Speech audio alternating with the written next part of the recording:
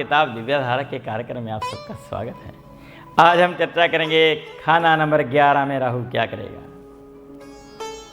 कहा गया है कि सीना जोरी, बेचेंगे सब माल चोरी। राहु को खाना नंबर 11 में कहा गया पिता को गोली मारी। पिता पर बुरा असर होता है। ऐसे जातक को हमेशा, क्योंकि पिता पर आयु पर मंदा असर आ जाया करता है, उसके बचाव के लिए ऐसा राहु खाना नंबर 11 वाला जातक अपने शरीर पर स्वर्ण धारण करके रखे और अपने माथे पर हमेशा केसर का तिलक लगाए, जिससे पिता की आयु भी लंबी होगी और पिता का धन दौलत भी बचता रहेगा। और भी उपाय हैं। कहा गया है कि इनकम के खाने में जो इनकम आ रही है उसमें भी रुकावट डाल देता है, धन आने के स्रोत बंद कर देता है। ऐसे जातक को प्रिकॉशंस, शनि मंदा करेगा मांस शराब खाने पीने से, तो फिर धन दौलत, पिता की सेहतमंदी, खुद भी स्वयं दुखी रहता है।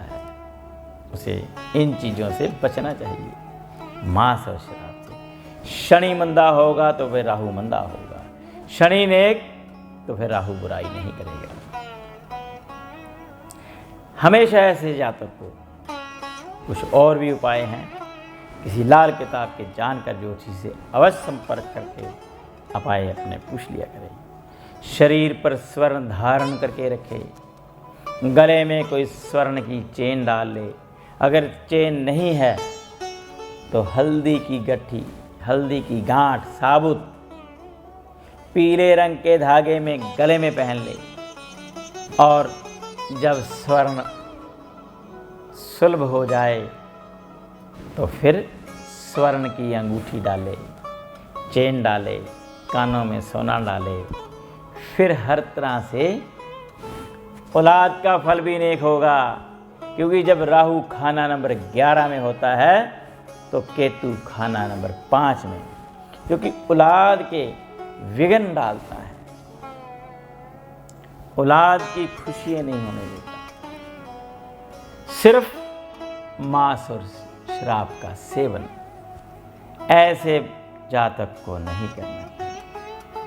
फिर राहु संतान भी देगा, केतु भी बलवान होगा, हर तरह से लाभ होगा। हमेशा शरीर पर स्वर्ण और माथे पर केसर का तिलक लगाएं, फिर लाभ होना शुरू हो जाएगा। हमेशा किसी लाल किताब के जानकार ज्योतिषी से जो आपके शहर में, आपके नज़दीक में हो, संपर्क करके साल में 1 बार या 2 बार अपनी कुंडली का विवेचन जरूर करवा लिया करें। इसी तरह से खाना नंबर 12 में राहु क्या करेगा।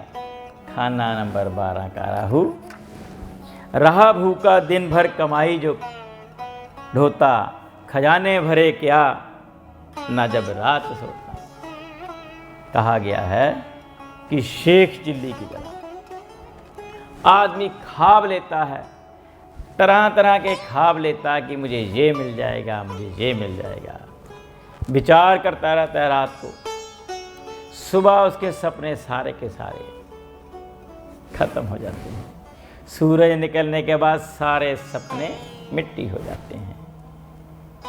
रेत के पहाड़ बनाता है, आज मैं ये करूँगा, कल ये करूँगा, परसों ये करूँगा, लेकिन सुबह होती है तो फिर ढेर सारे सपने चूर हो जाते हैं। ऐसे जातक को हमेशा अपने बुरे सपनों से नींद की खुमारी ना आए। नींद ना आती हो तो सौंफ लेकर जो अचार में डाला करते हैं, किसी लाल रंग के कॉटन के कपड़े में सिलाई करके छोटा सा पिल्लो बना लें, अपने सोने वाले स्थान पर सिर के नीचे रख लें।